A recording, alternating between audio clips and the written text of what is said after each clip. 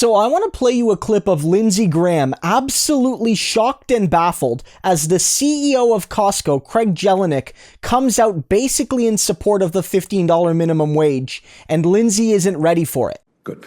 Okay, Lindsey? Mr. Chairman, how do you say your last name, sir? Jelinek.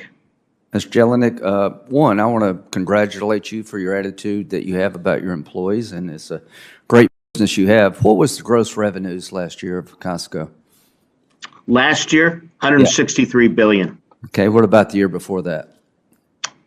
Year before that was 148. Okay, so it's been pretty consistent, right? Correct. Now, you said something I thought was very, very wise. You're not testifying about other areas of the economy, other sectors of the American economy. You're just telling the Costco story. Is that correct? That is correct. And you have paid vacation? Yes, we do have paid vacation. I just want to give an aside. I can't remember going on a vacation until I was in high school. Because if you own a restaurant, it's hard to close. And if you're not there, people steal you blind. So I just want to let you know that my concern is not really about Costco, because I think anybody that makes $158 billion, you can probably, at 53, whatever the number is, you can absorb some increase in cost. I'm worried about the small business owner who is struggling because COVID has reduced their capability to earn a living. Do you understand where I'm coming from? If you're asking me, correct, I do understand where you're coming from. Yeah. So if you run a restaurant or a hotel and nobody can travel in the country and seating capacity has been reduced by half or more, the revenues are down. And can you understand why an increased mandate from the government in terms of cost would be a devastating blow? No, I can't understand why it would be a devastating blow. I think it's a devastating blow to the employees. Okay, but you can't understand. Let's see if I got this right. You can't understand why a restaurant in South Carolina who has got half seating capacity because of COVID, barely hanging on, it would be devastating them to increase their cost in terms of doubling the minimum wage. You don't understand that? I don't know that I was suggesting doubling the minimum wage. That's not the position. Proposal is over 5 years, Lindsey. Yeah. Well, in 5 years from now.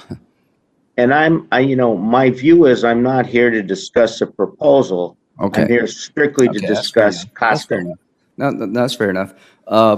Would you support $11 hour minimum wage increase being proposed by Senator Manchin? $11? Yeah. It's better than $7.25. Fair enough. Thank you very much. That it, Lindsey? Yep. So that was like a 3-minute clip there, and I want to break it down just a little bit for you. Basically, Lindsey Graham is trying to trap this CEO. I think at first he assumes that, CEO, maybe it means that he's not going to be super in favor of high minimum wages. But then Jelinek comes out and says, look, I understand the difficulties for businesses, but what I really understand is that working class people are suffering with wages that are too low. And that was something before COVID, and it's something that's going to happen after COVID if we don't raise the wages. And he's not buying that just because, he's at a big company that we have to punish all workers that happen to work at smaller businesses.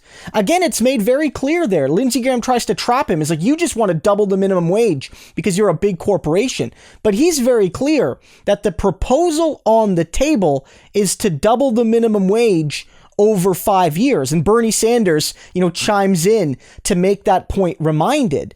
And that's crucial. This isn't an all-at-once wage increase. I mean, I support, if anything, a faster minimum wage. I think going to $15 by 2025 is too slow, personally.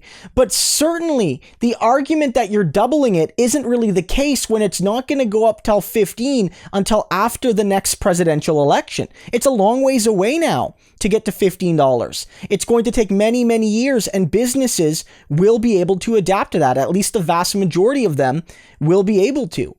And I think it's refreshing to see a CEO basically call out one of these GOP ghouls when they try to pit business owners, small business owners, against workers. Because truth be told, in the long term, high wages benefit everyone. It benefits the economy, and Costco gets that. And it's absolutely delicious because just after this happened, Jelinek announced that he's raising Costco's minimum wage in the United States to $16 an hour, meaning everyone at Costco will make no less than $16 an hour.